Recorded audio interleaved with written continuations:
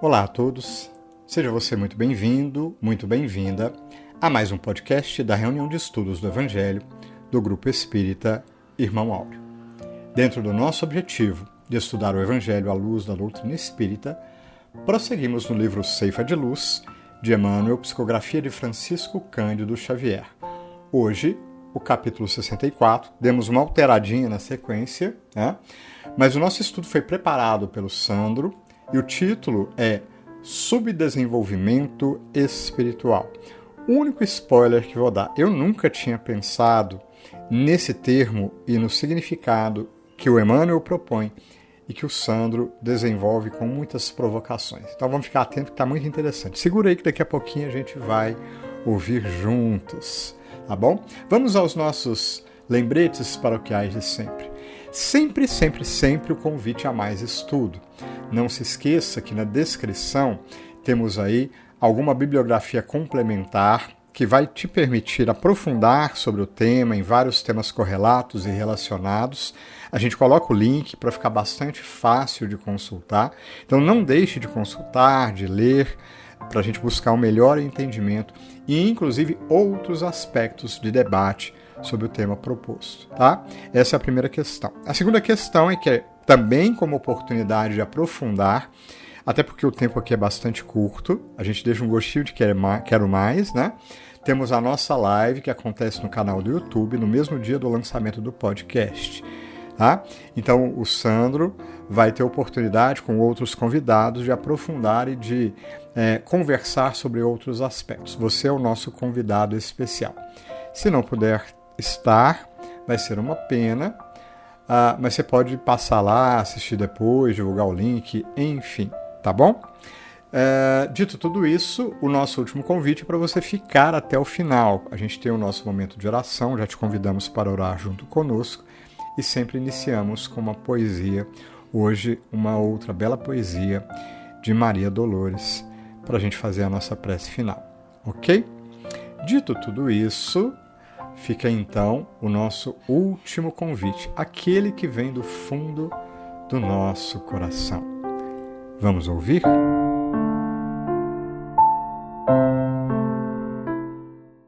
Olá, aqui é Fabiano Salles e iremos então acompanhar o que foi preparado, a discussão foi preparada pelo Sandro em torno do capítulo 64 do livro Ceifa de Luz, intitulado Subdesenvolvimento Espiritual.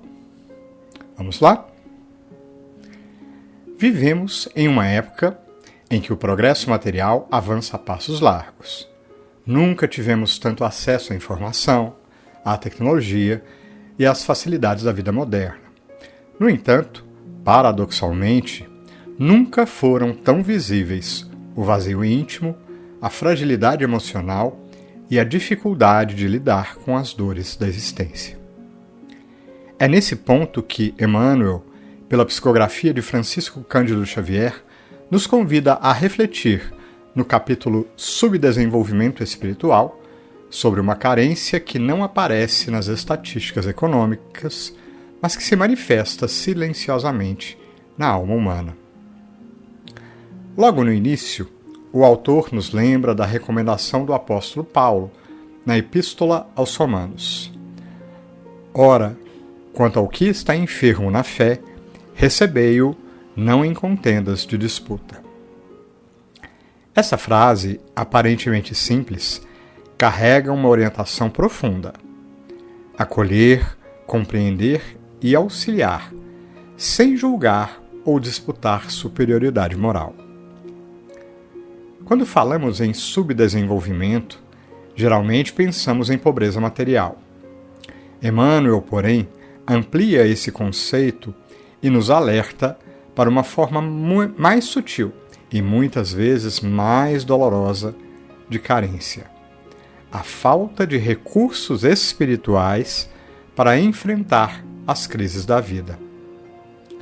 O texto nos chama a atenção para uma realidade inquietante.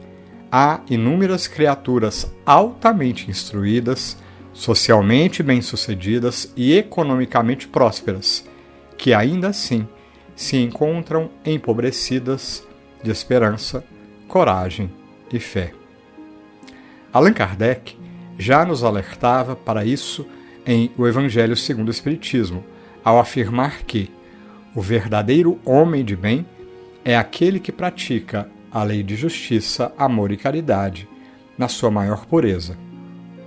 Não se trata, portanto, de títulos, cargos ou conquistas externas, mas da capacidade íntima de sentir, compreender, perdoar e confiar em Deus. O subdesenvolvimento espiritual se revela quando o ser humano, diante das provas inevitáveis da existência, perde o eixo, se desespera ou se revolta. Emmanuel descreve situações muito concretas e atuais. Há aqueles que se desajustam diante das mudanças sociais e adoecem na inconformidade. Outros se traumatizam com perdas coletivas, desencarnações inesperadas, catástrofes ou crises globais, refugiando-se no sofrimento mental. Há os que veem entes queridos seguirem caminhos diferentes dos seus e, incapazes de compreender o livre-arbítrio, adoecem emocionalmente. E muitos, diante da morte de pessoas amadas, mergulham numa dor que acreditam não ter consolo. Kardec, em O Livro dos Espíritos, nos ensina que a dor é um instrumento educativo da alma e que as provas variam conforme a necessidade evolutiva de cada espírito. O sofrimento, portanto, não é castigo, mas oportunidade de crescimento. O problema não está na prova em si, mas na falta de recursos interiores para atravessá-la. O capítulo também aponta o impacto do materialismo, que vem desfibrando o ânimo de muitas criaturas. Quando a vida se resume ao consumo, à aparência e à competição, qualquer perda se torna insuportável. Kardec foi claro ao afirmar que o Espiritismo combate o materialismo, não com teorias, mas com fato. Ao nos revelar a imortalidade da alma, a comunicabilidade dos espíritos e a continuidade da vida, a doutrina espírita oferece bases sólidas para a fé raciocinada, capaz de sustentar o ser humano nas horas mais difíceis. Diante desse cenário, Emmanuel não nos convida à crítica, mas à responsabilidade fraterna. Diz ele: abastece-te de suficiente amor para compreendê-los e auxiliá-los. Os que já caminham com alguma lucidez espiritual são chamados a exercer a paciência, a empatia e o serviço, não para impor crenças, mas para oferecer apoio, escuta e exemplo. Como nos ensina Kardec, fora da caridade não há salvação, e a caridade começa no olhar que não julga, na palavra que consola e na presença que sustenta. O capítulo se encerra com um convite claro e atual: trabalhar nas novas construções da fé. Uma fé que não seja cega, mas consciente, que não seja fanática, mas esclarecida, que não seja frágil diante das dores, mas fortalecida pela compreensão das leis divinas. Essa fé se constrói no estudo, na vivência do Evangelho, na prática do bem e no exercício diário do amor. Que possamos, portanto, reconhecer o subdesenvolvimento espiritual não como condenação, mas como campo de trabalho, tanto em nós mesmos quanto no auxílio ao próximo. E que, diante dos enfermos, saibamos acolher, não em disputas, mas em fraternidade, luz e esperança. Que tenhamos todos uma excelente semana.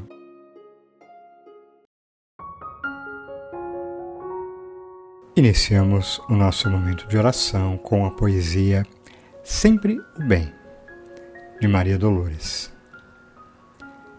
Bendito sejas, coração amigo, buscando construir e elevar para o bem, sem destacar a treva, nem ferir a ninguém.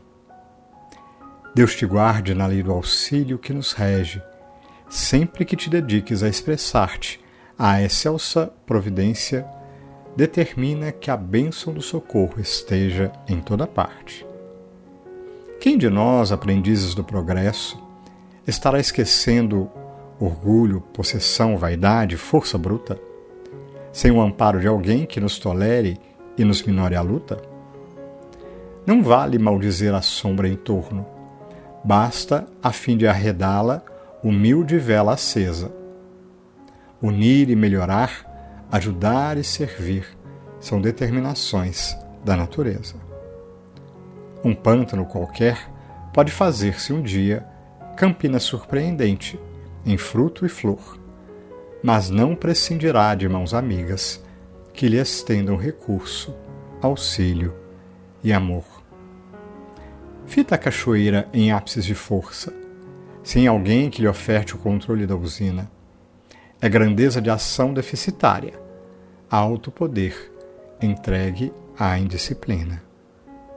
Certo bloco de mármore do monte rolou a flagelar canteiros de verdura, mas um artista, a educá-lo dia a dia, dele fez obra-prima de escultura. Pensemos quanto a isso, alma querida, estendendo a esperança ante a força do bem.